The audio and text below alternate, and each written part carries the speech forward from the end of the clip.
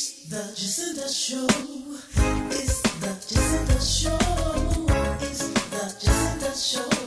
It's the Jacinda Show. Welcome to a place where all things are possible. We're discovering the best of life right here. The Jacinda Show. Hello, I'm Jacinda Lockett, and I have prepared a two-part series of losing loved ones and handling loss and moving forward in a positive way. The death of a loved one can be very difficult or a very emotional time for everyone, no matter the expectancy, the understanding, or the amount of support you may have. When death comes, it's swift and it's final. I traveled to Indiana to speak with the Wilson family. As they share their story, you will see candid, intimate moments of losing a mother, a grandmother, a wife, and a friend. Describe your mother to me. What kind of person was she?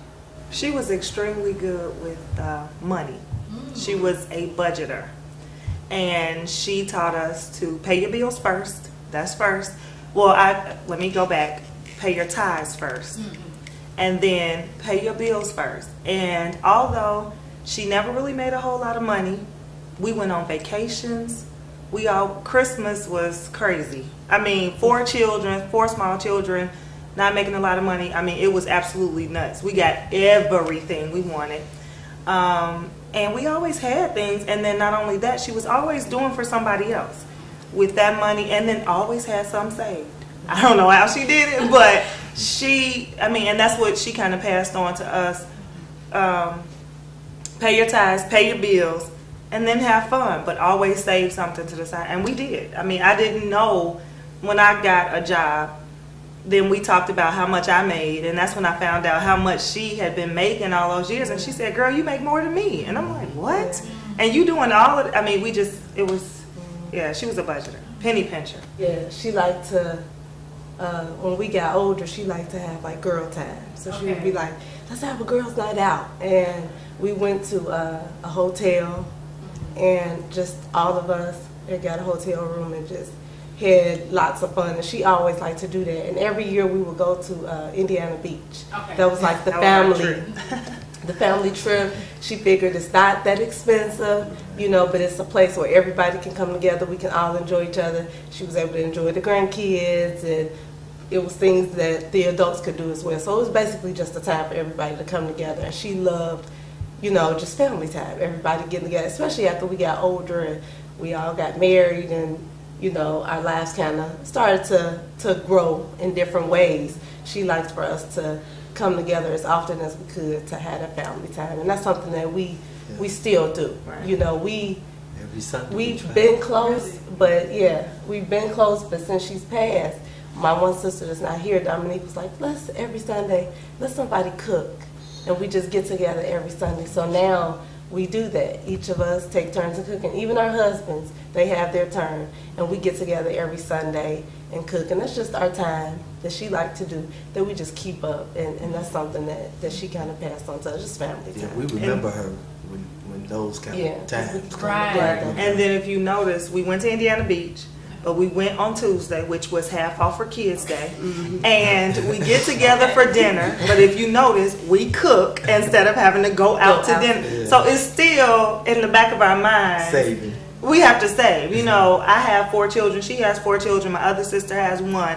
So it's always that, we can't spend a lot of money. We're going to cook, and so I'm going to cook the meal. You bring the drinks. You bring the dessert.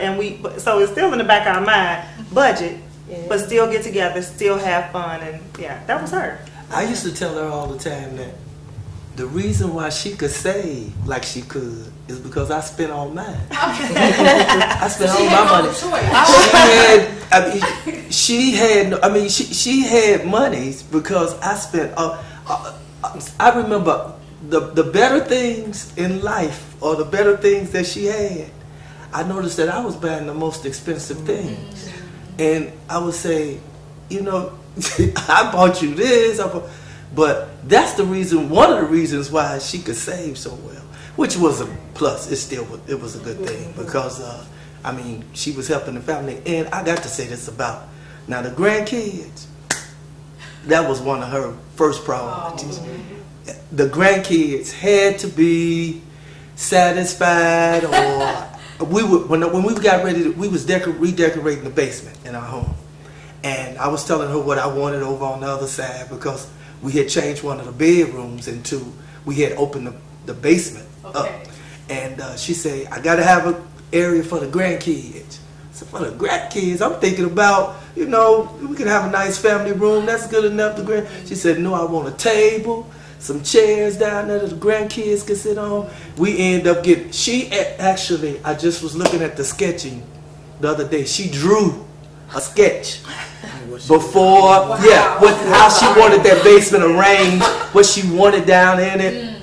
And her brother, being a carpenter, he could fix it just like she wanted it. But I was just looking at it, and she had the countertop the way she wanted it, so the grandchildren could sit at the countertop in the basement. And she always, that was and Tierra has the oldest daughter, and that was the first granddaughter. So she always would emphasize to her, you're my oldest granddaughter. And then she had the first son, of course. He's the oldest grandson. And she always emphasized that to them to make them feel like, oh, I'm the oldest. Yeah, you're the oldest grandson, the oldest granddaughter. But those grandchildren was just, that was her first priority in her life. And then she even, when she got sick, she passed December 23rd. First. And before she got sick and hadn't been anywhere since October, she went to the wedding, but prior to that wasn't really going anywhere. Well, when we got ready for Christmas, she had already purchased all of our Christmas gifts. She said, let's have an early Christmas. And she bought them, so my dad was able to give them to us. But she pajamas every year. Everything we opened on Christmas was from her. Right. She passed the 21st, but she had already prepared. She had already, because she would start with Christmas in probably prior. July, September. Well, when she got her Christmas club money, and which was like September, October, she was going shopping, but she would put stuff. We put stuff in there away. She would put things away. Yes, so all summer long. Yeah, so she would already have Christmas. She was just there. Done, and like Tierra said, our tradition was pajamas every year. They weren't at home. Once you got married, you got a household gift. Right. But I was still at home. Right. So whoever was still at home got more gifts. And so I remember I got engaged the year. What was that? 2009. Right. December. Right. 2009, and she said, "This is gonna be your last year getting your gifts.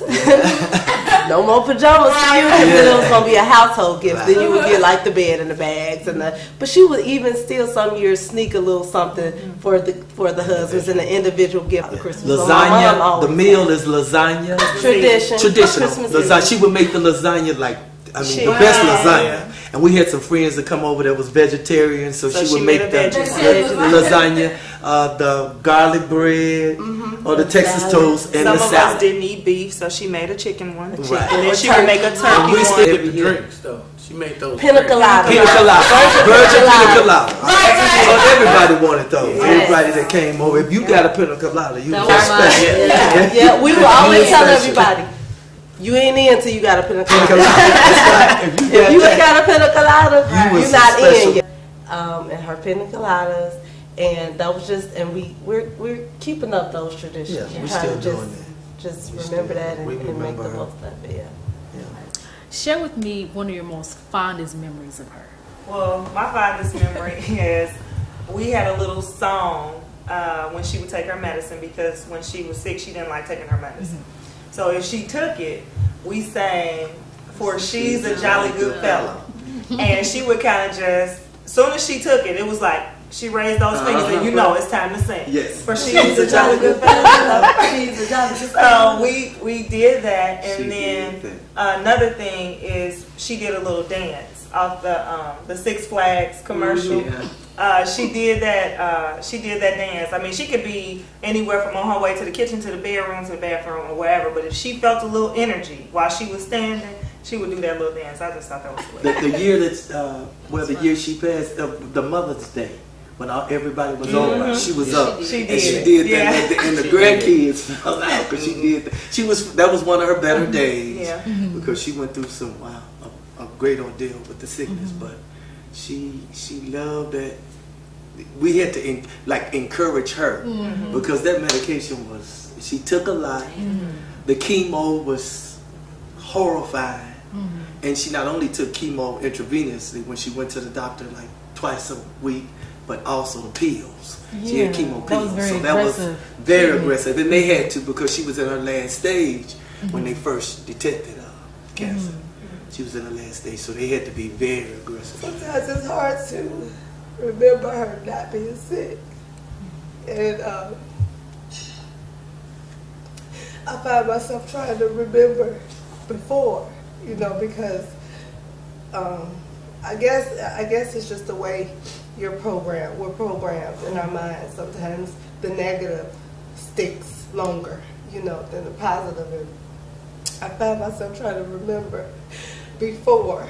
And probably one of my fondest memories, even before, she got sick, was just how much she loved us, so much. She, and a lot of it growing up, it's your parent, and you're like, oh, here we go again, with my mom. And she was so, we were just talking about how she was big on leaving notes. And before, and I said she was secretive, but just kind of, she wasn't so outspoken, I should say. She was more kind of an introvert in terms of expressing things that she felt. She found it easier to write things down. And she left me a ton of notes. And it annoyed me so much, but I know, and as I grew older, I realized it's just because she loved me, and this is her way of expressing. So she would leave me a ton of notes, and that sticks out in my head, and because I know it was just because she loved me, and she was looking out for me, and that was her way of telling me how she felt through her notes. Another thing she would do, which would sometimes scare me, was in the morning she would, because I was the last one at home for a few years. They've been out the house for, what, 15? Yeah, for a long time. So I was the baby, and the last one there for a while. And in the morning, my mom would come in my room, and she would be praying for me. And I would wake up sometimes, and she's praying over me. And then she'll kiss me on my forehead, and I jump, because prior to her kissing me, I didn't even know she was in there. And sometimes she would wake me up, and I would wake up to her prayers. She would just come in the room and be praying for me. And just lately, I've kind of been remembering that. So that's one of the most recent memories, even before she got sick. One of the things that I treasure is that before she left, she told me how much she loved me. And she knew it.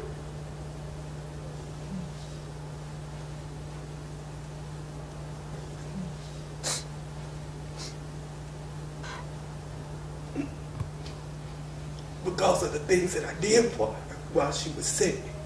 But you wouldn't have thought that it meant so much. I mean, I thought I was just doing what I was supposed to do. But I wanted to give her just that special attention. I was around, I was a caregiver. I was around her 90% of the time. We stayed at the hospital. We let nobody else stay. Stayed there with her. Yeah, she started calling my dad her king. That's my king, and I'm his queen, And she would make sure everybody knew when they would come over, where's my king? He treat me like a queen. And she made sure everybody knew. And she told me one time, because me and my dad was probably the primary caregivers, because I was still at home.